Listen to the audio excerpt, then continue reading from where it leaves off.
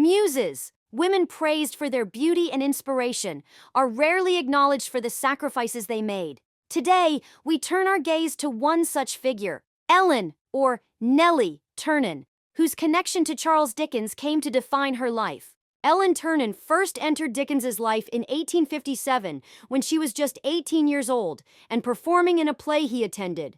Dickens, then 45, and a towering figure in Victorian literature, was at a crossroads in his personal life. His marriage to Catherine Dickens was crumbling under the weight of years of discontent and irreconcilable differences. Catherine, who had borne him 10 children, was increasingly distant, and their household had become a source of frustration and suffocation for Charles. Enter Ellen, a young actress with striking intelligence and charm. When Dickens saw her on stage, he was captivated. The way she moved, the light in her eyes, and the potential she represented seemed to spark something in him that had long been dormant. She embodied a vitality he yearned for but felt slipping away. He then arranged for Ellen and her family to perform in one of his plays, The Frozen Deep. This allowed him to spend time with her in a professional setting, but their connection quickly grew more personal. She was both flattered and cautious. She understood the gravity of his attention but was also aware of her risky position. As an actress, her reputation was already fragile in Victorian society, where a woman in her profession was often viewed as morally suspect. To receive such focused interest from a man as famous as Charles Dickens could elevate her or entirely ruin her. Unlike many young women of her time, Nellie grew up surrounded by the chaos and color of theater, a world that celebrated artistry but often left its participants vulnerable to societal judgment. This backdrop shaped Nellie's character, intelligent, curious, and with a quiet resilience that would define her interactions with Charles. His fascination with Ellen was immediate and intense, but it was also shrouded in self-justification. He framed his growing attachment to her as a natural response to the unhappiness in his marriage, portraying himself as a man seeking solace rather than acting on selfish desires. Ellen, meanwhile, remained acutely aware of the delicate line she was walking. She could not openly reject his attention without the risk of offending him or alienating her family, who relied heavily on his financial and professional support. Their early conversations were likely a mixture of admiration, charm, and veiled propositions, as Dickens tried to secure her trust and her place in his life. As their relationship deepened, Dickens went to extraordinary lengths to maintain their secrecy. He rented a house in Slough under a false name, where he and Ellen could meet away from prying eyes. He also enlisted trusted confidants to help manage the logistics of their cover connection, creating a network of secrecy that extended across his personal and professional life. The separation from Catherine, his wife, was another carefully calculated move. Dickens orchestrated the split in a way that allowed him to retain public sympathy while casting Catherine in a negative light. He even published a statement in The Times, an unprecedented act for a man of his stature to justify his actions. This public announcement scandalized Victorian society and cemented the narrative that he was a man wronged by an incompatible wife. The physical and emotional toll of the secret relationship he was protecting so eagerly was immense.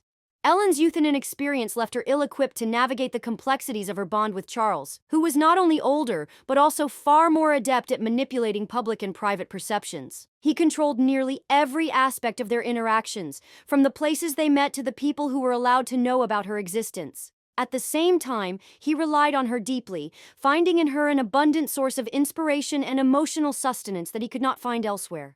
For Ellen, this dependency was both a burden and a source of power. A reminder that, while she was subservient in many ways, she also held a unique place in his life that no one else could fill. Her influence on Dickens's later works is unmistakable. Themes of unfulfilled longing, hidden truths, and the passage of time, so prominent in novels like Great Expectations, resonate with the emotional intricacies of their relationship.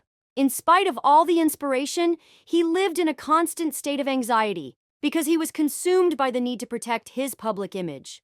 The few people aware of their relationship understood that discretion was paramount. Even his children were kept in the dark, and those in his social and literary circles who suspected the truth knew better than to question him directly. His need to control every aspect of their connection left Ellen with little choice but to comply. For her, though, the strain of living in the shadows was equally heavy. She destroyed much of their correspondence later in life, an act that speaks to the pain and complexity of the weight she was holding. One of the most troubling events of their relationship was the Staplehurst rail crash of 1865, an accident that nearly exposed their affair. Dickens and Ellen were traveling together when the train derailed, killing 10 people and injuring dozens. Dickens, ever the public figure, assisted the wounded and later retrieved the manuscript of Our Mutual Friend from the wreckage, which he had been working on at the time. But his first and actual priority had been Ellen. He ensured that her name was omitted from reports and that she was ushered away before their association could be discovered. There is ongoing speculation about whether they had children together, though no definitive proof exists. It's strange to imagine that a relationship lasting over a decade, filled with passion, secrecy, and deep devotion, never resulted in a child. Did they make a deliberate choice, fearing the risk of exposure? Or was it simply something that never happened, an absence that might have weighed on Nellie in the quiet moments when Dickens was away? Some historians suggest that if she had conceived, the child may have been hidden or lost to history, while others believe Dickens took every precaution to ensure their affair would never be exposed through scandal. Despite his meticulous secrecy, society whispered about the connection. The strain of his double life may have contributed to his declining health in his final years. His demanding schedule of public readings, combined with the weight of maintaining his reputation, led to physical collapse. When he died in 1870, he left behind not just a literary legacy, but an unresolved mystery surrounding his relationship with Nellie. Nellie had spent the biggest part of her youth by Dickens's side, from 18 to 31 years of age. And still she couldn't attend his funeral because their relationship was a well-guarded secret. Had she been present, it would have raised questions and possibly exposed the affair, something Dickens had worked tirelessly to avoid during his lifetime. Victorian society was unforgiving when it came to women involved in scandalous relationships, and her presence would have risked immense social backlash. The emotional toll of his death was immeasurable. Ellen had spent years adapting to Dickens's moods, his demands, and his hidden affections, and now, for the first time, she had to define herself outside of him. For a time, she lived in quiet isolation, retreating from the world that had never truly known her. The life she had built with Dickens was over, but unlike Catherine Dickens, who was publicly acknowledged as his wife, Ellen had no social standing, no clear path forward. With time, she resolved to create a new identity, one that would allow her to exist outside of the shadows. In 1876, she married George Wharton Robinson, a school headmaster and clergyman, a choice that allowed her to assume a more conventional and respectable role in society.